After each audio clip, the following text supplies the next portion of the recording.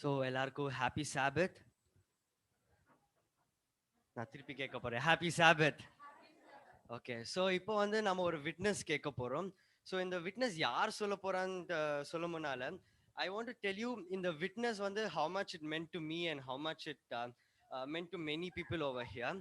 So இந்த விட்னஸ்லேருந்து you can learn two things. So first thing என்ன படிக்கலாம்னா, this witness showed us again how powerful our prayer is. So யாராவது இங்க வந்து 1% ஒரு ஸ்மால் 1% டு ப்ரேயர் மேல நம்பிக்கை வைக்கலன்னா, this witness will help you have complete faith on prayer. That was a inspiration to me. And second thing what you can learn from this witness is our God is still a God who works miracles.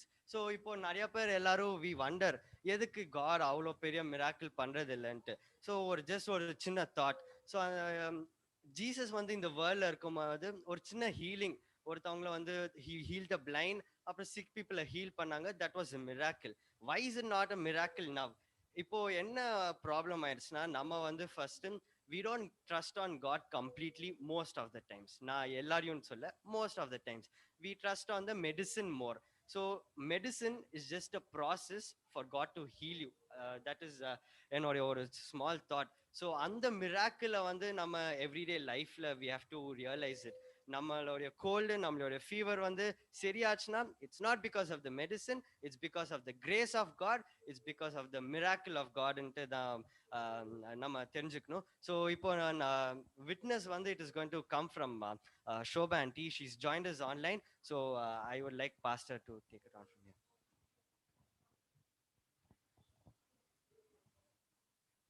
உயிருள்ள சாட்சி இல்லைங்களா? தம்பிலாம் fasting இருந்தாங்க. எல்லாருமே சபையே என்ன பண்ணோம், நம்ம உபவாசத்தில் இருந்தோம். யாருக்காக அப்படின்னா, நம்முடைய குடும்பத்தில் ஒரு நபர் பட்ட அவருடைய கஷ்டங்கள், அவருடைய கண்ணீர்கள், அவர் மத்தியிலே சபை முழுவதுமாய் உபவாசத்திலிருந்து நம்ம ஜெபிச்சிருக்கிறோம். இதுக்கு முன்னாடி ஒரு காரியம் சொன்னா, நம்ம யாருக்கு ஜெபிச்சோம்? அதுக்கு முன்னாடி நம்ம சொல்லணும் இல்லைங்களா, யாருக்கு ஜெபிச்சோம்? சதீஷ் குமார். ஒரு நல்ல நியூஸ் வந்திருக்கு. நம்ம ஜெபம் பண்ணி முடிச்சிட்ட பிறகு ஒரு நியூஸ் வந்தது, பரவாயில்ல, இம்ப்ரூவ் ஆயிட்டு இருக்கிறாங்க அப்படின்னு சொல்லிட்டு. எவ்வளவு நேரம் நம்ம ஜெபம் பண்ணணும் இல்லையா, சீரியஸா இருக்கிறாங்கன்னு சொல்லி நம்ம ஜெபம் பண்ணோம். கொஞ்ச நேரத்தில் நமக்கு ஒரு ஒரு ஒரு நியூஸ் கிடைச்சது. என்னன்னா, அவங்க டாக்டர் பரவாயில்ல, அவங்க இம்ப்ரூவ் ஆயிட்டு இருக்கிறாங்க. அருமையான நியூஸ் இல்லைங்களா? ஜெபம் அனுபவிங்க. ஜெபத்துல நீங்க என்னைக்கு தரித்திருக்கிறீங்களோ, ஆண்டவர் பதில் கொடுக்க உடனடியா பதிலுக்கு காத்திருக்கிறாரு. நம்ம பாஸ்டிங் பிரேயர் முடிச்ச உடனே ஒரு பதில் என்ன இல்லைங்களா, இன்னொரு தடவை பாஸ்டிங் பிரேயர் முடிச்ச உடனே இன்னொரு பதில் இல்லைங்களா. பாஸ்டிங் பிரேயர் முடிச்சு நம்ம செய்யறோம், முடிச்சு வருகின்ற பொழுதெல்லாம் என்னது நம்ம பாக்குறோம். சின்ன பிள்ளைகளுக்கு கூட பாஸ்டிங் இருந்தது. யாருக்காக? சகோதரி ஷோபா அவர்களுக்காக. சின்ன பிள்ளைக்கு கூட, நம்ம சின்ன பிள்ளைகளா வந்து என்ன பண்ணாங்க, நம்ம முன்னாடி வந்து பயணியர்ஸ் பத்தி சொன்னாங்க. அந்த பிள்ளைகள் கூட சோபா அக்காவுக்காக, சோபா ஆண்டிக்காக நானும் ஃபாஸ்டிங் இருக்கிறேன் அப்படின்னு சின்ன பிள்ளைகள் ஃபாஸ்டிங் இருந்தாங்க. ஆண்டவர் கைவில்லைங்க. சாந்தராஜாவை பார்க்கும் போதெல்லாம் அவருடைய கண்கள் கலங்குவதை பார்க்கின்ற பொழுதெல்லாம் அவருடைய வேதனை சாதாரண வேதனை கிடையாது. அவருடைய வேதனை ஏன் ஆண்டவர் அவருடைய கண்ணீரை துடைக்கும்படியாய் ஆண்டவர் ஒரு பெரிய பாக்கியத்தை கொடுத்திருக்கிறாரு இல்லைங்களா. சகோதரி ஷோபா நம்மோடு கூட லைன்ல இணைஞ்சிருக்கிறாங்க. அதுக்கு முன்னாடி அவங்க போட்டோ காமிச்சிடுறீங்களா? எந்த போட்டோ இல்லை, வேற ஒரு போட்டோ காமிக்கிறீங்களா? அந்த போட்டோ கொஞ்சம் காமிக்குமா? இதுதான் சகோதரி ஷோபா. இவங்களுக்காகத்தான் நம்ம என்ன பண்ணோம், சபையாய் பிரேயர் பண்ணோம். ஐயா போட்டோ காமிங்க, அப்புறம் அவங்க நேரடியாக பார்க்கட்டும். காமிச்சிட்டாங்களா? சரி. இந்த போட்டோ அப்படின்னா சாதாரண ஒரு நிலை கிடையாது. வாழ்வா சாவா அப்படின்னு நமக்கு அவ்வளோ ஒரு பிரச்சனை. எல்லாரும் மத்தியிலும், குடும்பம் கலங்கி கொண்டிருந்த மத்தியில, திருச்சபை கலங்கி கொண்டிருந்த மத்தியில ஆண்டவர் என்ன செய்தார் என்பதை அவங்க சொல்ல போறாங்க. சகோதரி ஷோபா சவுத் ஆப்பிரிக்கால நம்ம கூட ஜாயின் பண்றாங்க. சகோதரி ஷோபாவுடைய கரங்களில் இந்த நேரத்தை நான் ஒப்பு கொடுக்கிறேன். சகோதரி Shobha.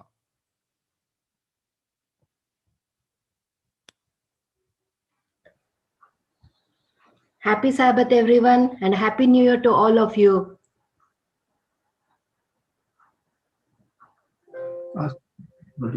Are you able to hear me? Hello? Hello? Hello? Are you able to hear us?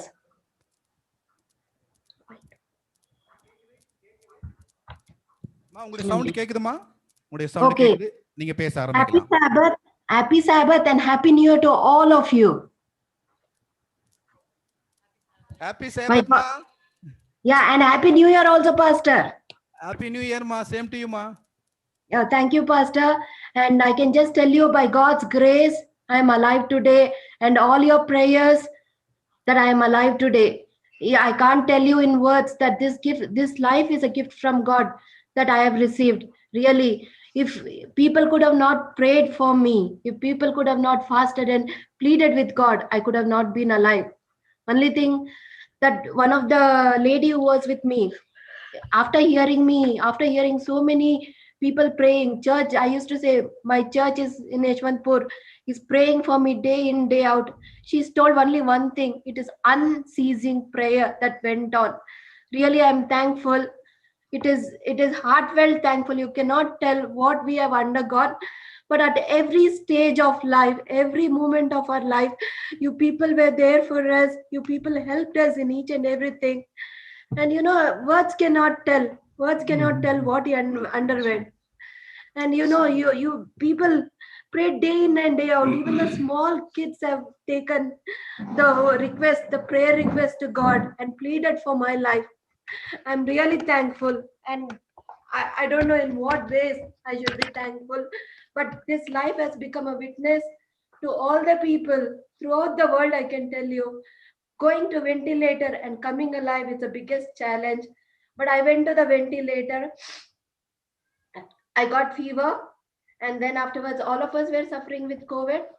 And then afterwards I just walked out of the family saying that take me to the hospital, I'm very weak. On 22nd night, that is almost 23rd morning, I just told my husband, I was tested positive, and all of us were tested positive with COVID. And then afterwards I was taken to the hospital. I just know what happened on that day.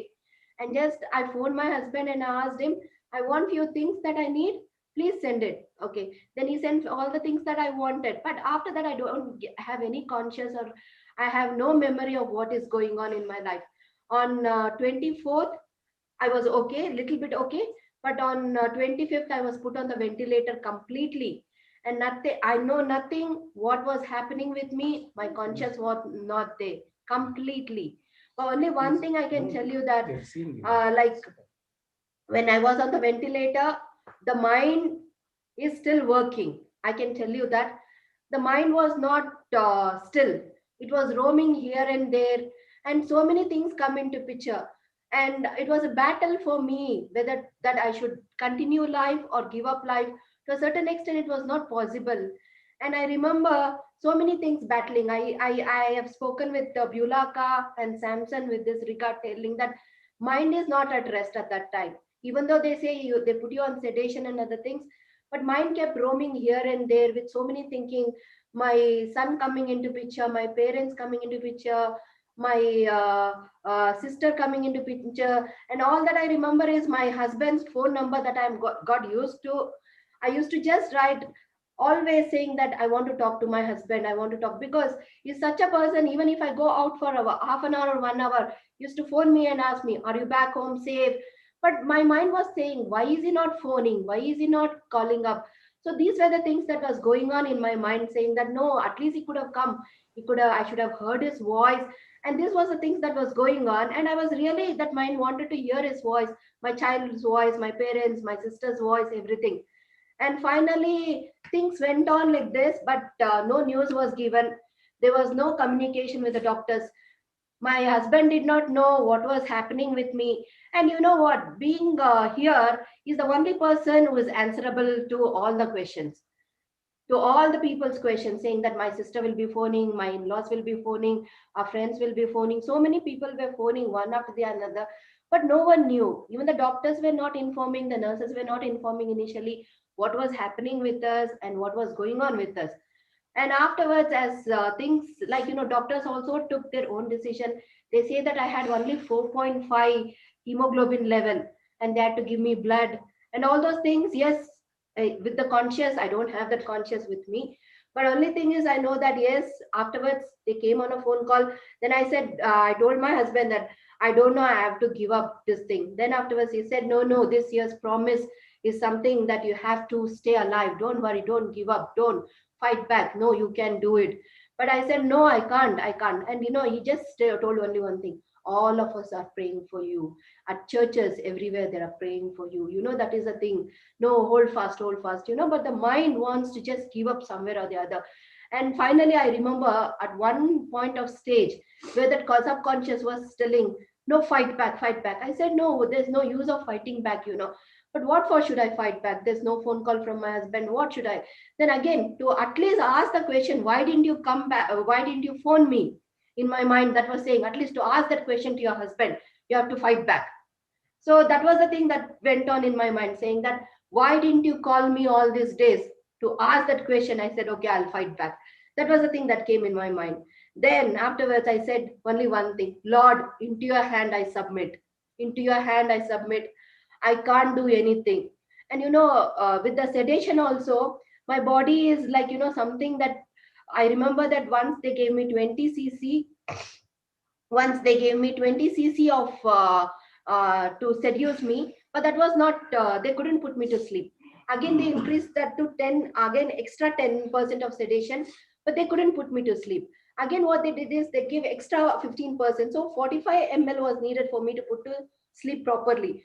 And few of the doctors did not know that. And whenever they used to put me to sedation and other things, they used to think that, oh, she's sleeping. But my mind was working. I could hear most of the little bit of the conversation that was going on and all those things that took place. And the doctors were not aware that, yes, so much is needed for her to put her to complete sleep. Okay. And with this battle, only one thing I did was surrender to God. Pray, Lord, into your hand I submit. Whatever it is your decision, the battle is yours. If you want to give me victory, yes, it will be a victory. In your name, it will be the victory. And then afterwards, I just went to sleep. I can tell you exactly. After that, what happened is, on the 6th or 5th, my husband got information that they'll be performing a surgery called tracheotomy that was performed on 7th of January. And being in the ICU, you won't know which is a day, which is a night. Everything is the same. Every day is a morning, evening, night. Everything will be the same for us. There's no changes.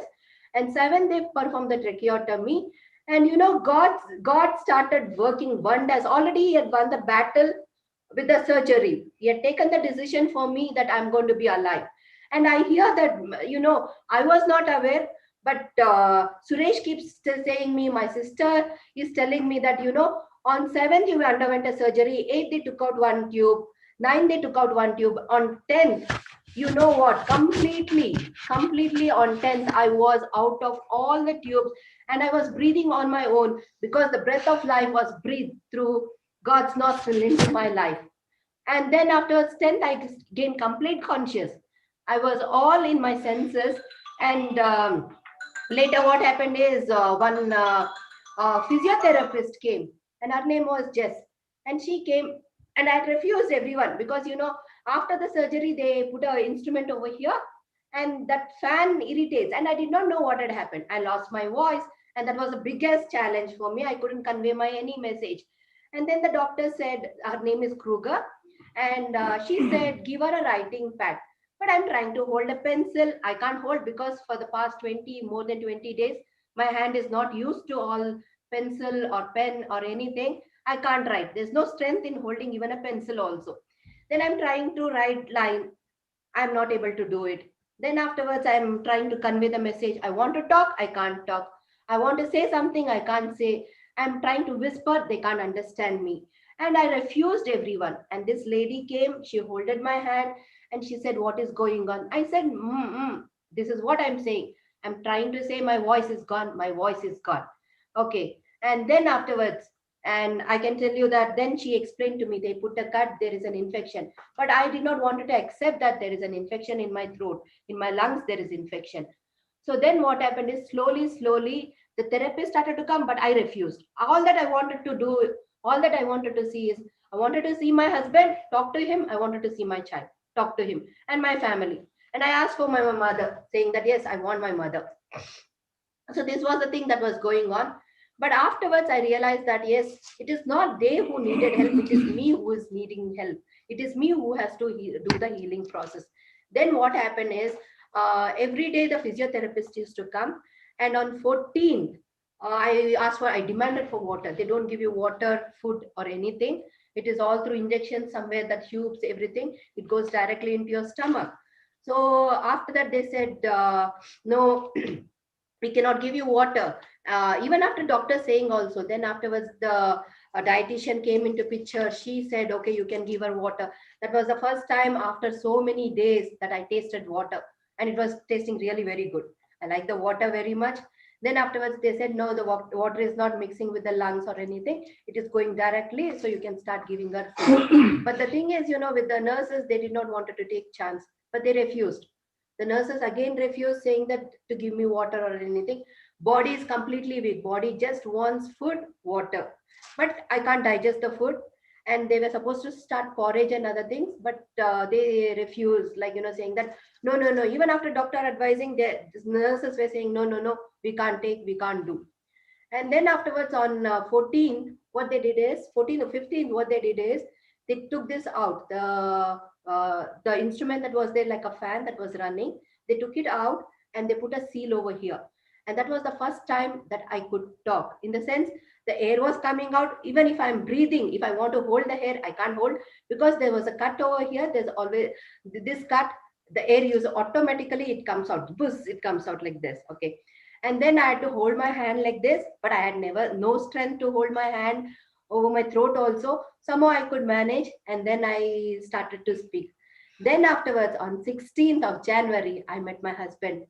You know what was my condition? My leg had swollen very badly. There was water completely, like, they say elephant's leg, right? It was like that. My both the feet were completely filled with water, completely. And they took me on a wheelchair, and completely I was on oxygen. Completely I was on oxygen on that day. They said, okay, we have oxygen, 70% oxygen cylinder, so she can talk for only 10-15 minutes. That was the day that I remember. Before that also, I saw once my husband come into the ICU.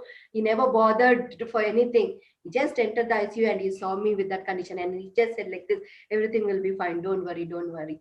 And then afterwards, I remember one call that went on video call, when I saw my sister, my parents, my in-law, my brother-in-law, and one of a close friend, Mahesh. And then my husband and Shannon came into the thing. Okay, that was the thing. Then afterwards, only one thing my sister was saying, everyone are praying for you, don't worry, you'll be fine. My husband also said, everyone are praying at church, in Yeshwanthpur church, they're having fasting prayer for you, don't worry, everything will be fine. All throughout the world, even everywhere, the messages, wherever they could send the message, they've sent, and everyone are praying for you. In fact, I'm happy that many of the kids, they gave their time, and they gave the food, everything, and they prayed for me. Thank you very much. And 16th, I met my husband. Then afterwards, I was still weak, and they tried to put me on a wheelchair, and they started physiotherapy, and I was little bit sitting for 2-3 hours, but I was not walking. Without someone's help, I couldn't even put a one step forward. It was so weak. The body had become extremely weak. And then on 16th, I met them. 17th, 18th, I was still in the ICU only. I never went to eye care, but they say that after ICU, it is IC, and then afterwards they'll put you into rooms.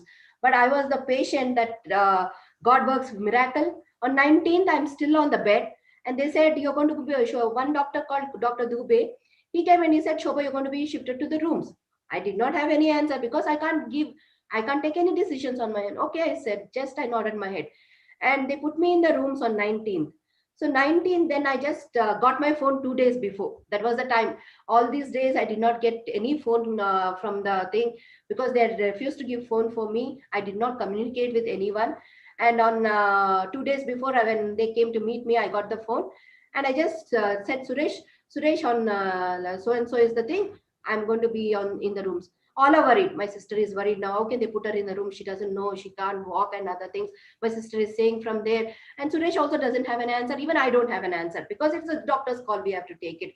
And in the rooms, they just put me. I'm shivering. I can't walk, because my feet is very thin. To go to the toilet also it is difficult. Then I called the nurse. I said I need help to go to the doctor, but they were not ready to believe that this lady is very weak. This lady is very weak. Then afterwards, I somehow managed with one hand. I was trying to hold the wall and then go to the toilet. Then in the toilet, I just sat and I'm not able to get up from the toilet seat.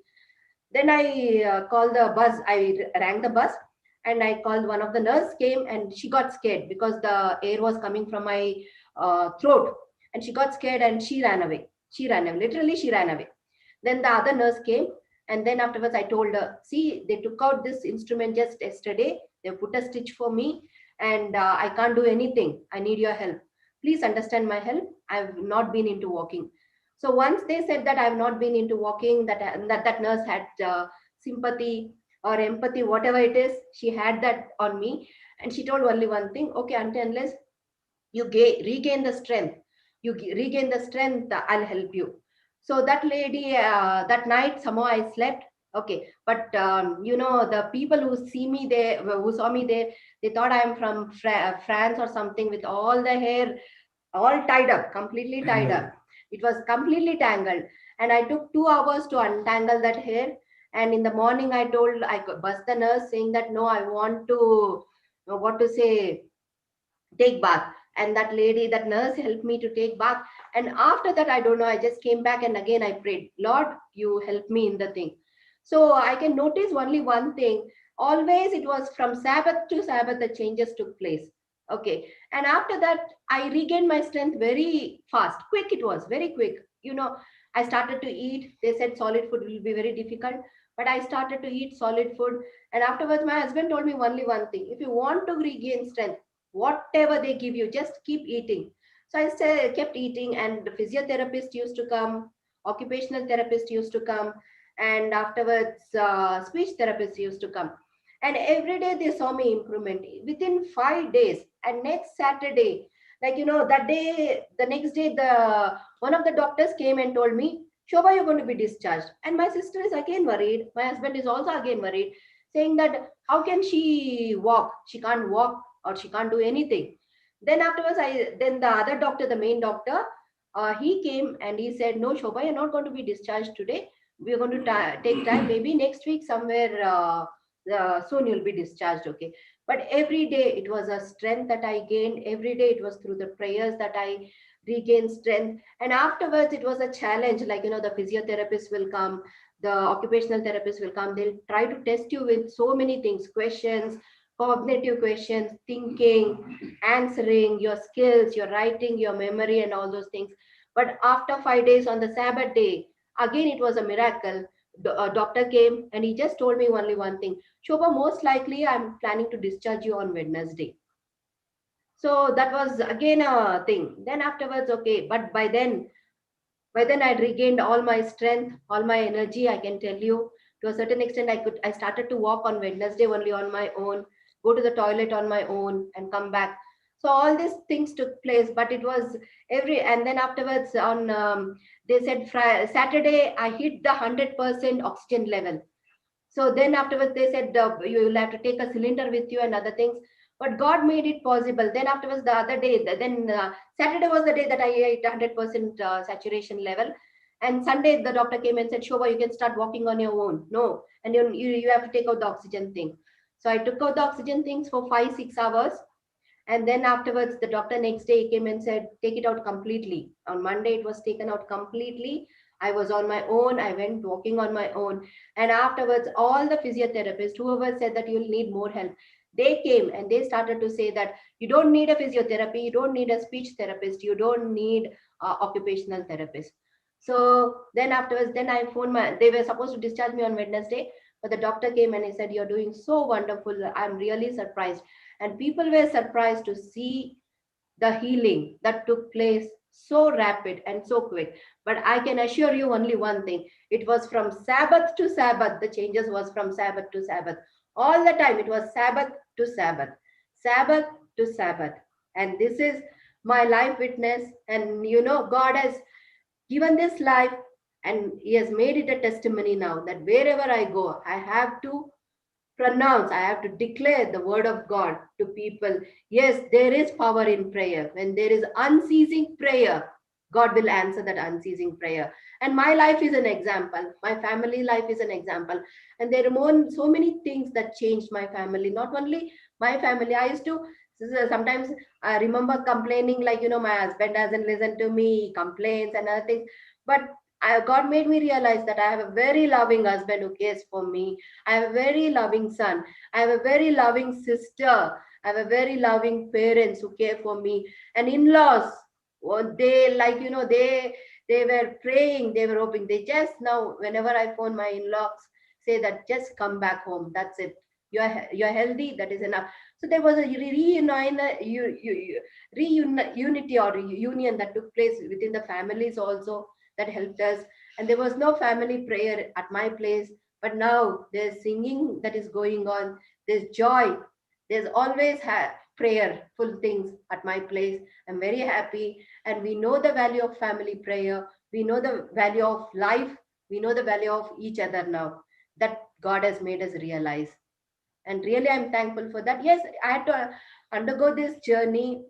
God has used me, and still I will hope that He will use me further too and give me strength and courage. I'm really happy, and I'm really happy for Yeshwantpur family, my family, and Yeshwantpur Church family. I consider as my family for praying for me, for each and every child. I'm really thankful for all your prayers, for all your support. I'm really thankful for whoever has prayed. Thank you so much.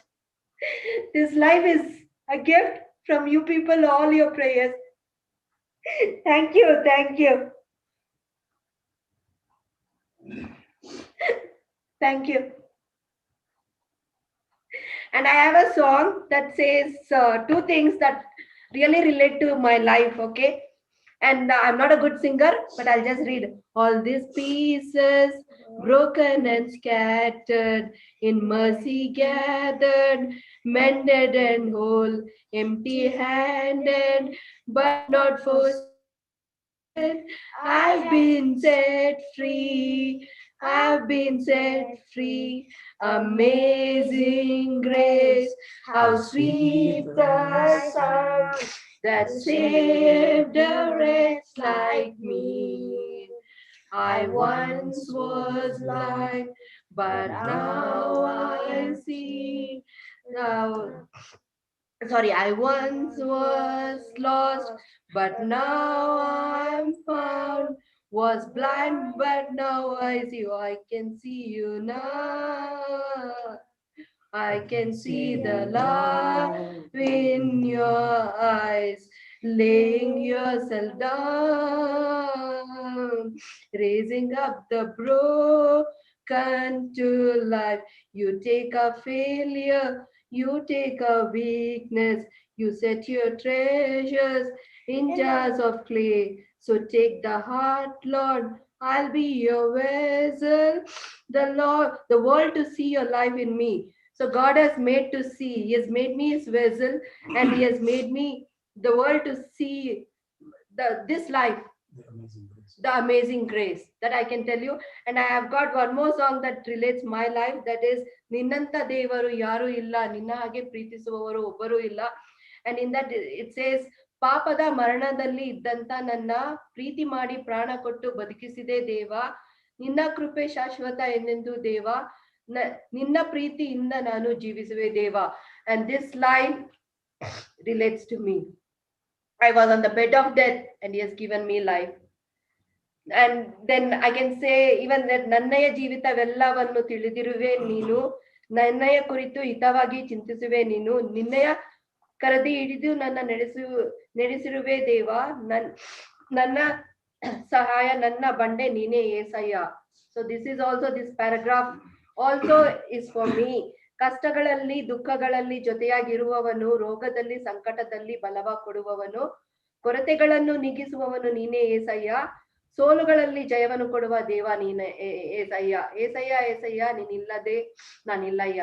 So yes, all this song is completely for my life that is depicting. Yes, thank you very much. Again, I'm really thankful. My son has got to say, my husband has got to say few things, and they will say now. Thank you so much for all your prayers. Thank you.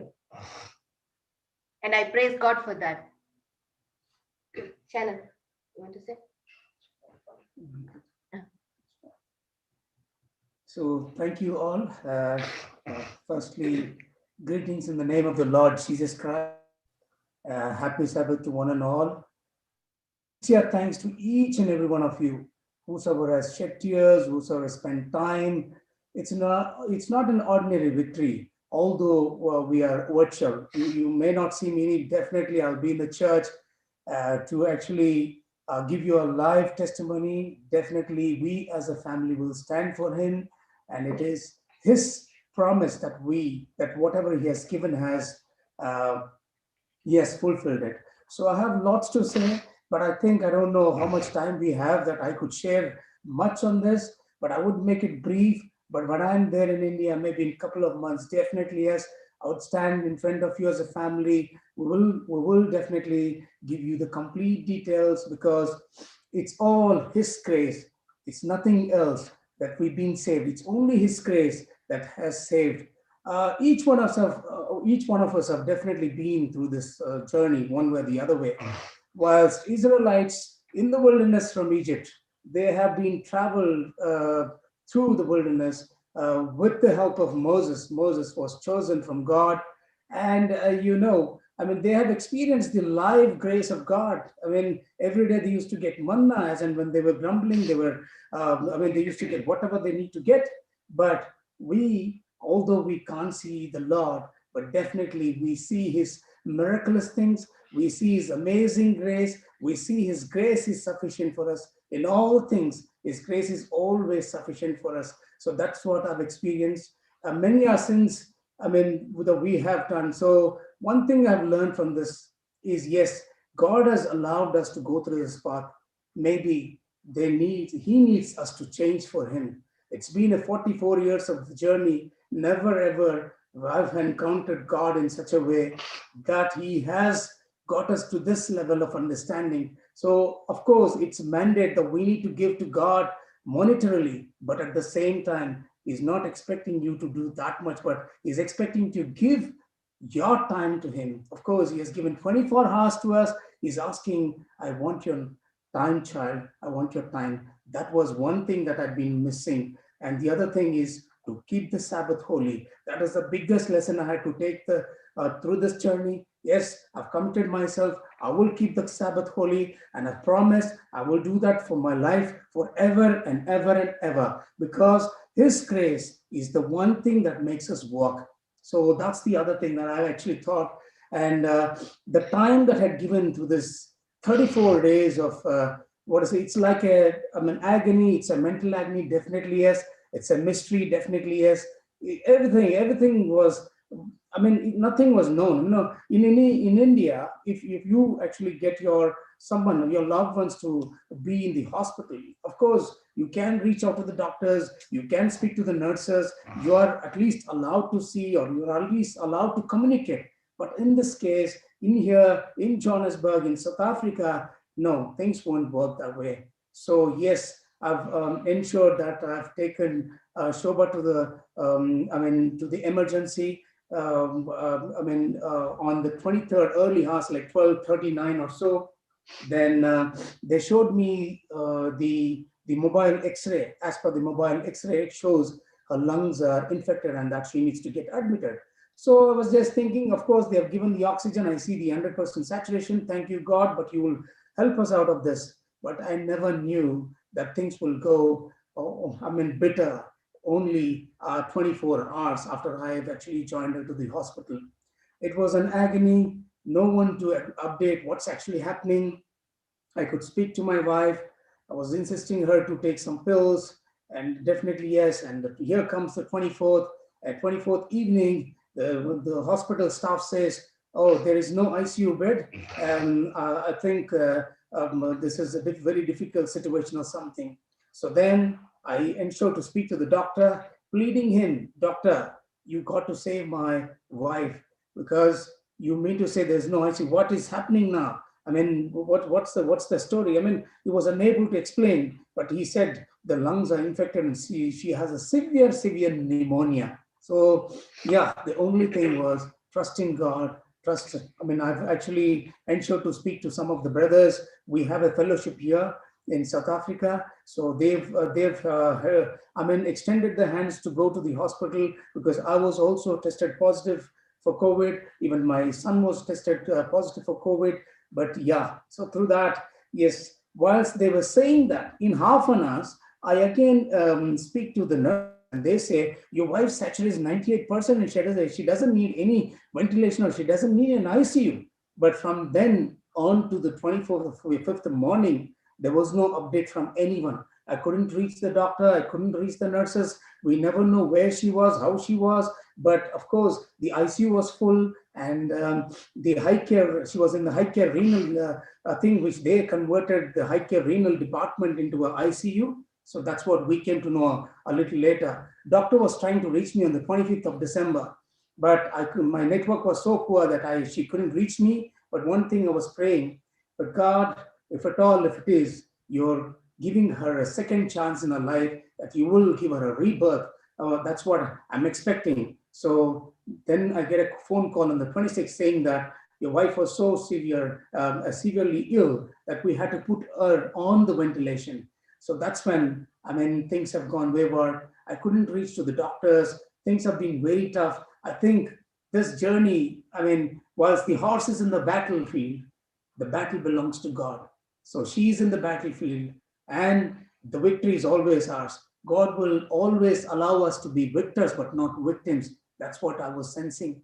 And, myself and my son, the same 23rd, while she joined at 3 p.m., we had been to the doctor, because I haven't tested my son for the COVID test. So I had to take him there. Whilst I was taking him there, I also got tested, and doctors checked my chest, and he said, I think you may have to go have a chest x-ray. So I had to do that. I went and I did a blood test and a chest x-ray, and I've also got my son tested for COVID as well. And then I went to the rooms, and doctor said, sorry, Suresh, I see as per your chest x-ray, you have a quite high viral pneumonia. I think you may have to make a plan to leave your son so that someone could take care of him, and you must get admitted if your oxygen level drops below 90 or 92. That's what he said. So I was surprised, and first of all, I was in agony, because I haven't had a sleep from the day that I joined Shobha, the early hours of 23rd. And 24th morning, I received another call from the doctor saying that your son is also tested positive. So, I had no other chance to look than looking to God. So I have a friend of mine who stays in Hyderabad. He was in Bangalore for a while. He's a software professional. Yeah, they have their own company. His brother is in US. So he is a God-fearing man, and he used to go preach to different churches.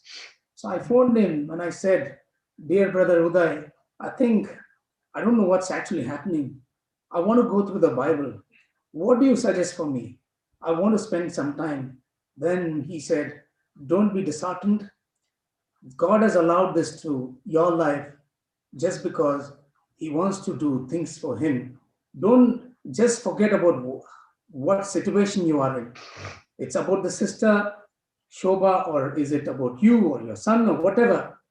He's going to get you out of this, but he wants you to commit your life to him. In spending time, you must give time to him. That's what he's expecting from you, brother. And you need to do something for the Lord. Whatever it is, you must preach gospel to others, is what he started saying. I said, yes, brother, for now, I think I would want to read the Bible. So what do you expect me to do? And he says, just read Jonah, and then we will catch up 24/7. Anytime, you're most welcome to call me. We will spend time. The day that started on the 24th or 25th, I've spent like never before. I've spent time with the God, like going to the Bible, reading the scriptures, phoning this person called Uday from Hyderabad. We used to spend hours together reading the Bible, and he used to explain various things. And we used to sing songs, myself and my son. So my son also used to kneel down. He used to pray along with me. So never before we used to kneel down, but we used to kneel and used to pray. And, my son is such a wonderful gift from God that he used to stand. I mean, like he used to kneel down for 40 minutes, and he has been given such a grace from God that he used to pray even 30 minutes, 40, 45 minutes, and he used to plead. And at times he said, Papa, God has spoken to me. He has shown me a vision that he's upon the cross, and he's showing his light, and that light is coming on Mom. That's what I could see. And he says, you must have faith, is what he's saying to me. So I was very surprised. And I used to always tell him, see, Nana, Papa is very busy because he's working. He needs to cook food for you. There's no one to take care of us. We need to pray. But at times, whenever you have time, please kneel down and pray, because God will listen to children's prayer. So please commit yourself. This is the time that you need to spend in God. And he used to do that one. So this was a bit of a journey. But as I said, and I promise, when I'm there, I will just give you the other version of the different things. I don't want to keep you bored right away whilst we are in the virtual meeting like this. I think, yeah, I will just finish this at the earliest, but I've taken enough time already. I've been saying that I will finish this early, but yeah. So this is how it started. And one way I was feared about my pneumonia. Doctor just wrote pills, and he said, you must do this one, you must do that one. I was reaching out to friends and church members, SDA church members as well. 2 people committed saying that, yes, we will definitely take your son. You need not have to worry. You can go get admitted into the hospital. But one of these ladies from the SDA church who was meant to take my son, she did insist saying that, you, Suresh, take day by day. Don't rush and get admitted in the hospital. Just think over, just take it at a... I didn't want to go and get admitted in the hospital, but then there was force back from India saying that because I have a high, pneumonia, viral pneumonia, they were expecting me to go and get admitted in the hospital. But I couldn't leave my son, because the people who have actually promised, we must also understand the situation of the thing. When COVID is such a thing that no matter it doesn't spare anyone, be it your family, be it anyone. So people were scared. Whosoever has actually promised, they took a step back and they said, no, we can't do this. So the only thing, the option that left for me was to rely on God through the journey of, it's only the God who has made us to this journey. I mean, it is his thing. He has chosen. See, if God would have chosen to actually clean this out and come right for us, it would have hardly taken a minute or a moment for him, because he's such an awesome and a wonderful God. But you see, he wants us to learn things. It's a matter of 34 days of the mental agony that we've been through. Since the day that I joined my wife into the hospital, 23rd to the 29th, 6 days, I've had sleepless nights, not even a minute or a second that I could sleep. There was no sleep. And I was also infected with pneumonia. And so God is such a greatest God. In the midst of all the idol worshippers around us, were very curious to know what was happening in our family, were not coming out to come and help us. There was one person that God has chosen where he was a Hindu, but still he came and used to get us the breakfast in the morning and curries for the afternoon. I used to prepare rice. and I used to prepare the dinner, but he used to get me the breakfast and everything. So they used to just leave the things behind the gate, and then he used to leave. So God will appoint someone in the time of trial. He also assures that he will never go beyond the temptation. There is a limitation even for the temptation, but you must hold to him. I never knew what a faith was. Even today I can't believe myself what a faith is. But yes, through that path, God will hold your hand. He will walk with you. He will show what a faith is.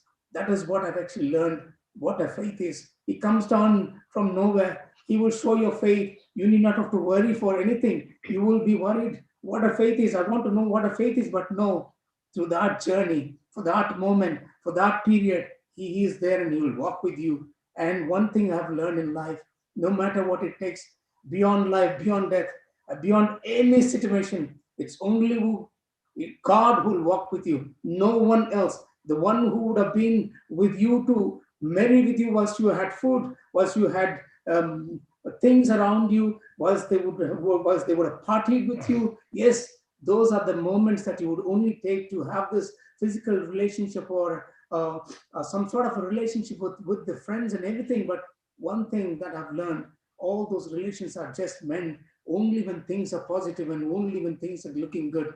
When you are in odd times, no one comes to your aid. It's only God who comes for you, and the church will sticks to you. And every Sabbath, I see Yeshwanthpur church praying with tears. I've also had a chance to pray, and we've all prayed. And every Sabbath, he has done wonders. He has done really wonders, wonders, wonders. I will just touch base on those, a few little things, what has happened on the Sabbaths as well. But this was the journey, and God held us together. And eventually, I see my cough coming down. And then one fine day, I went to the hospital again just to get a chest X-ray. I took the X-ray. I went to the doctor's rooms, and they just saw, and he said, "You see, just the other day you came. We said we have looked at your lungs, and your lungs are looking good." Because that was the fourth or the third visit that I'd been to the doctor. I left my son alone. I had to lock all the doors. Never ever he was alone with anyone, without anyone at home. So I had to lock everything, and I had to go to the hospital like 3 hours, 4 hours, and he used to stay at home, and he used to at times he used to pray. I used to give him time every half an hour. You just kneel down, just pray for mom. And I used to go. Then once I went to the doctor that day, he looked at the thing, the reports. Guess what? The chest was normal. The heart was normal, no enlargement in the heart, no irregular linings or anything. The lungs were 100% perfect. There is no trace of pneumonia. All praise and honor to God, because he has chosen us. He has chosen us. If you actually look at in the Bible, Moses is an ordinary person. He was a murderer. Just look at David. He was just an ordinary shepherd.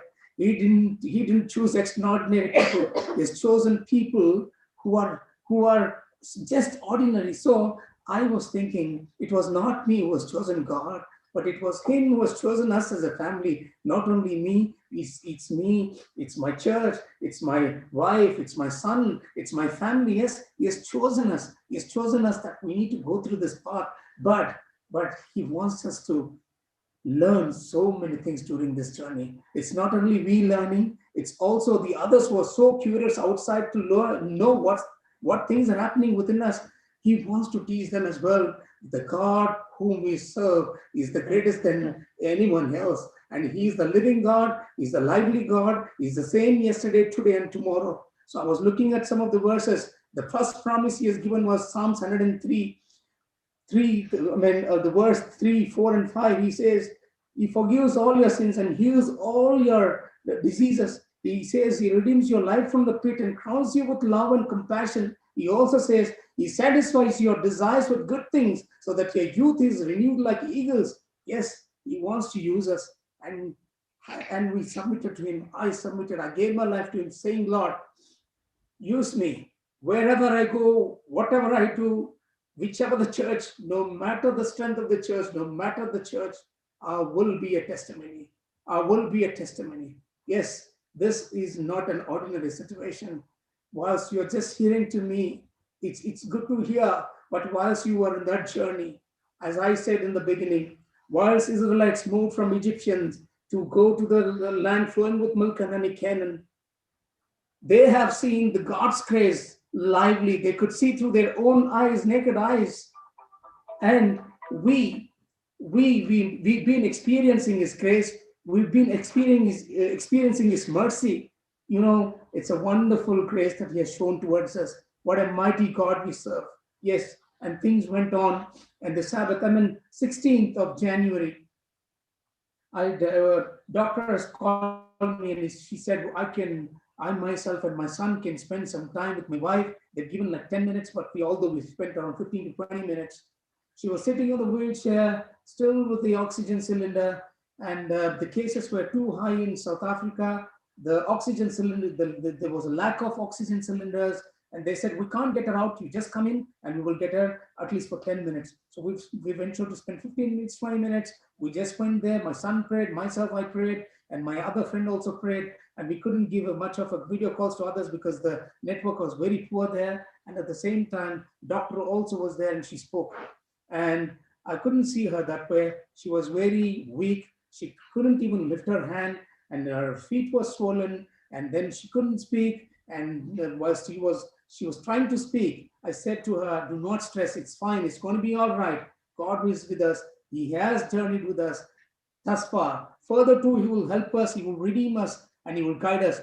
Just hang on, just be strengthened. If you are strengthened, we are also the same time. God's hand is with us. All of them are praying for us. You need not have to worry for anything. So don't stress yourself to speak. And I couldn't see her that way, but doctor was saying she's almost there, but you must be very patient. You must be very patient.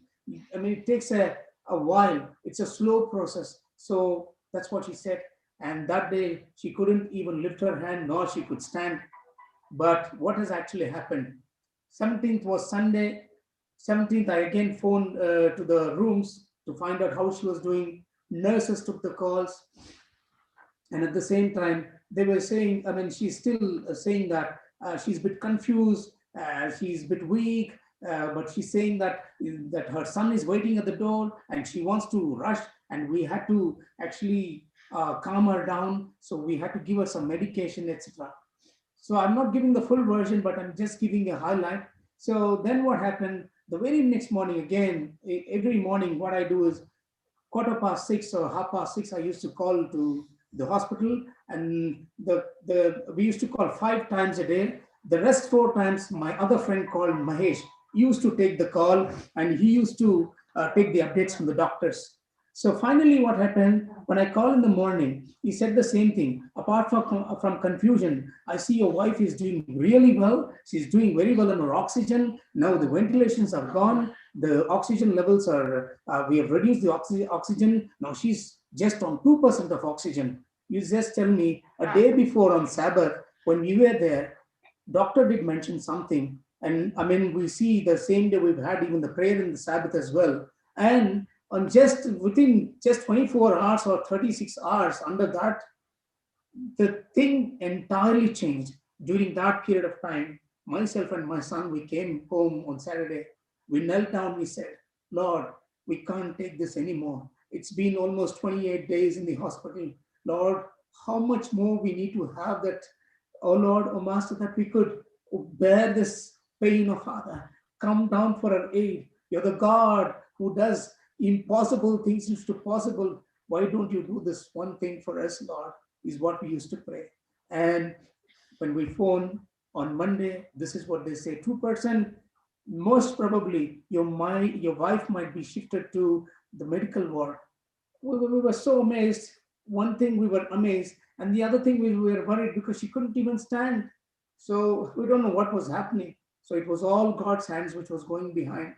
It is a miracle. It's just a miracle, I can say. Nothing else. All the prayers, each and every one of you has prayed. It's just a miracle. It's a journey. It's the wilderness that I've been. It's a mental agony. One person just taking care of the son at home, just taking calls of others. There are many used to call just for the sake of calling to know what and how things are. It's not that they're wishing well for us, the other people, but it's only the God's people who were extending their hand to express their help, express their prayers, express their support, express their well wishes to us. So this is the journey that we have been in. And on the 19th at 10 o'clock, I've visited the hospital.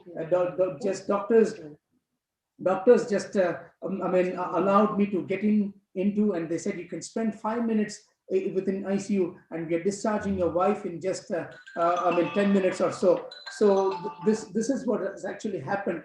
And then I said that's fine. I went there, and they give me a PPT kit. I just wore the PPT kit, and I had no. I've just had the mask, and they gave me some gloves. I spent some time. I just prayed with my wife. She was very, very weak. I could just see her. And after I left, I think in half an hour, they shifted her to the medical ward. And since she was in the medical ward, everything, every day we see there was an improvement.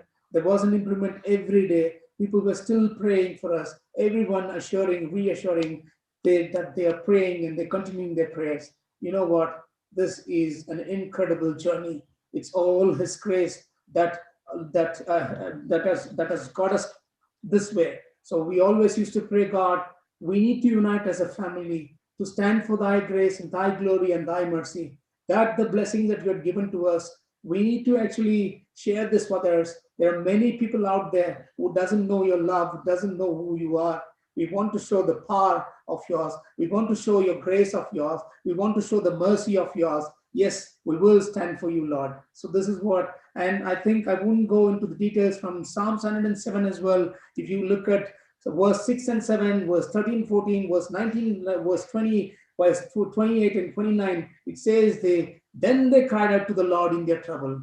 And after that, you could see He will get them out of the distress. He will heal them. He will protect them. He will still the storms up and everything. And he's also given wonderful a promise for the year for three of us from Isaiah 44:22 that He has redeemed us. And again 49 and 7 it says the kings shall bow down. They say, and again from 58 and 8. In the morning, the light shall shine forth for you. So yeah, so God has given the promise. He actually took us to the other side.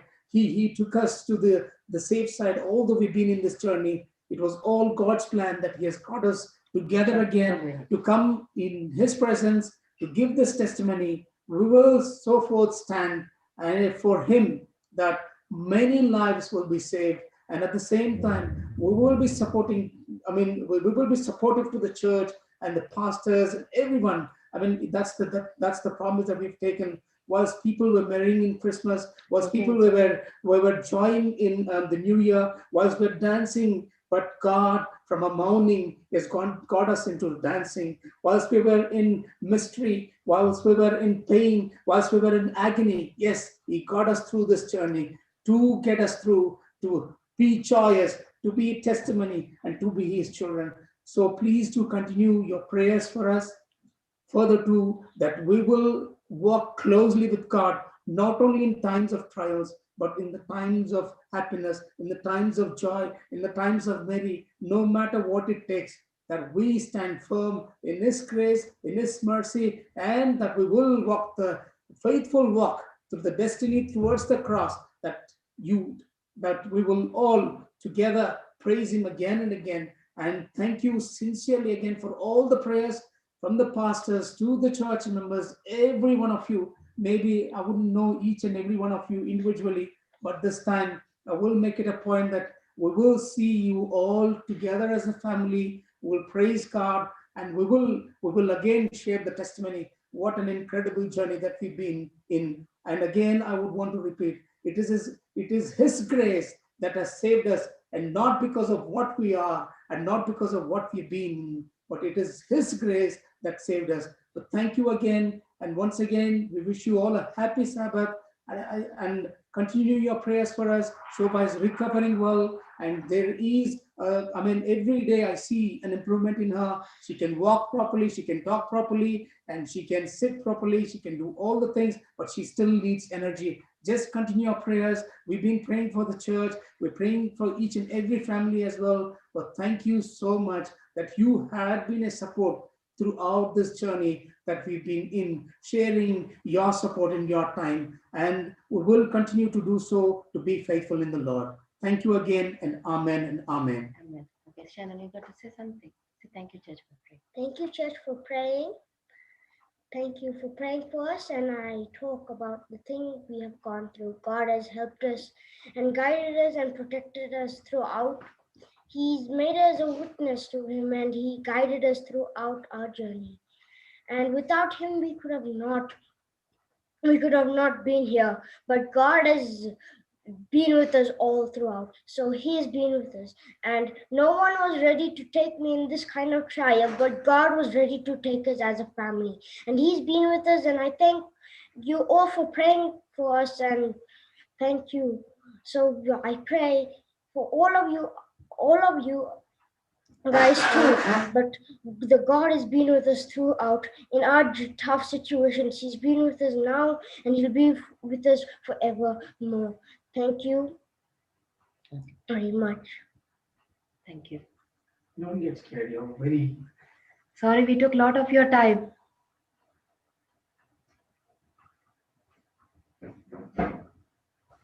நம்ம எல்லாரும் அவங்களுக்கு நம்ம கேட்டுட்டு இருந்தோம்.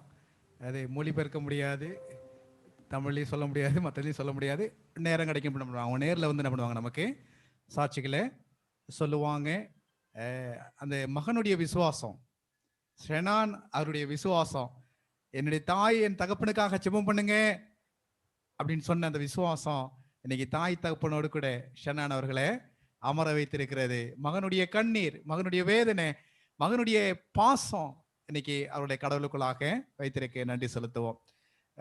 தொடர்ந்து நீங்க ஏன் இதை உங்களுக்கு போட்டு இருக்கோம் அப்படின்னா, நீங்க ஜெபம் பண்ணுகின்ற பொழுது என்னால் நடக்கும், உபவாசித்து ஜபிக்கின்ற பொழுது என்னால் நடக்கும் அப்படின்றது உயிருள்ள சாட்சி இல்லைங்களா? அப்ப என்ன பண்ணுவோம், ஜெபத்துக்கு நேரத்தை ஸ்பெண்ட் பண்ணுவோம், உபவாசத்துக்கு நேரத்தை ஸ்பெண்ட் பண்ணுவோம். நமக்காக ஆண்டவர் கொடுத்திருக்கிற ஆத்துமாக்களுக்காக, சபை குடும்பங்களுக்காக நம்மை முழுவதுமாய் ஒப்பு கொடுத்து நாம் ஜெபிக்கின்ற பொழுது ஆண்டவர் அதிசயத்தையும் அற்புதத்தையும் நம்முடைய கண்களுக்கு முன்பாக நடத்த அவர் சித்தமாயிருக்கிறார். 2000 ஆண்டுகளுக்கு முன்பாக மட்டுமல்ல, இன்றும் அவர் தேவன், இன்னைக்கும் அவர் தேவன், இந்த வேலைக்கும் அவர் தேவன். உங்க ஜெபத்தை கேட்க அவர் ஆயத்தமா இருக்கிறார். ஜெபிக்க நீங்க ஆயத்தமா? ஜெபிக்க நீங்க ஆயத்தமா? தொடர்ந்து இவர்களுக்காக ஒரு பாடலை திருச்சபை வாலிபர்கள். So the power of prayer. So in the witness ஆயிட்ட பிறகு anyone here or anyone listening online have a small doubt in prayer, I think their answer is received from this. So after all what God has done to them, நம்மளுக்கு எல்லாருக்கும் ஒரு small question at least எப்பயாவது உங்க லைஃப்ல வந்திருக்கோமே, இது why is this happening to me, எதுக்கு இது எனக்கு நடக்குது, அப்புறம் where are you God, நீங்க எங்க இருக்கிறீங்க, நான் இப்படி சஃபர் ஆகும்போது எங்க இருக்கிறீங்க, why this suffering. ஸோ இது வந்து உங்க லைஃப் சிச்சுவேஷன்லையும் மேபி ஒரு ஸ்மால் உங்களுக்கு ஃபீவரா இருக்கும் போது you would have had this thought, or நீங்க when you are really sick or any problem in your life உங்களுக்கு இந்த question வந்திருக்கும் at least once in your lifetime, why and where are you God ன்ட்டு. So இந்த question ஓட நாங்க அடுத்த சாங்குக்குள்ள நாங்க போறோம். The song is When I Cry. So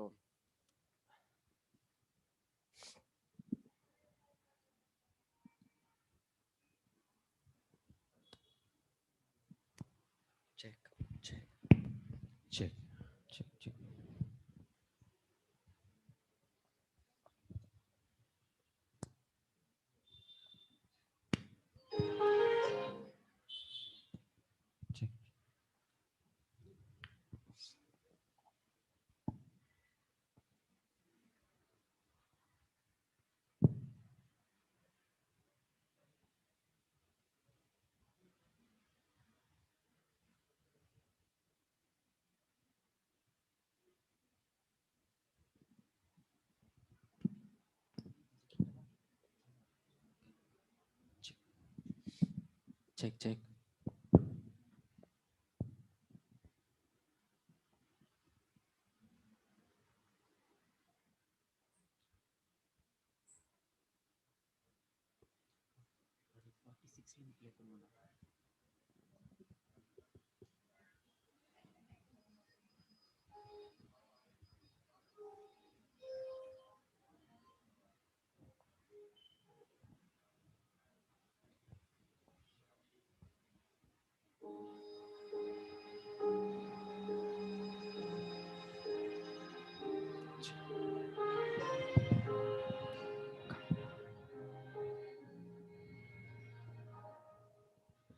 Making a list of all of the good things you've done for me.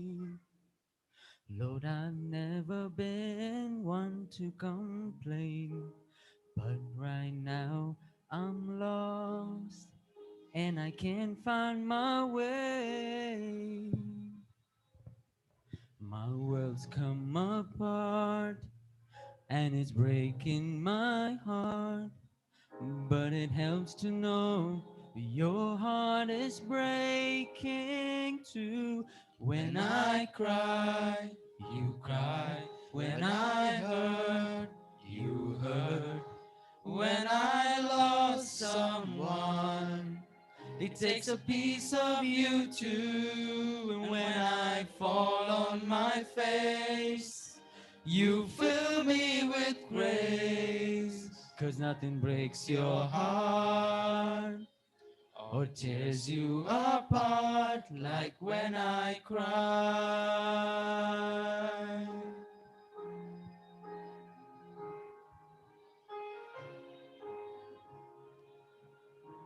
Alone in the dark, a face in my hands, crying out to you.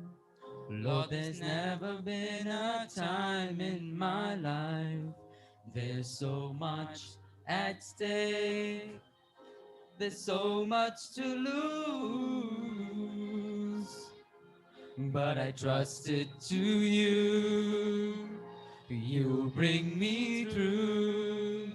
And it helps me to know that I'm not alone. When I cry, you cry. When I hurt, you hurt. When I lost someone, it takes a piece of you too. And when I fall on my face, you fill me with grace. 'Cause nothing breaks your heart or tears you apart like when I cry. You're the one who calmed the raging seas. You're the one who made the blind to see. You look through all of heaven and eternity, and through it all you saw me.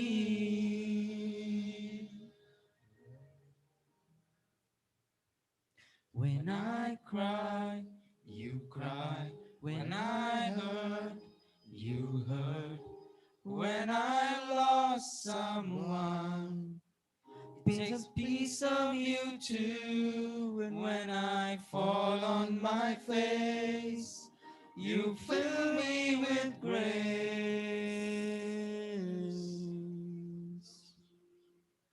'Cause nothing breaks your heart or tears you apart like when I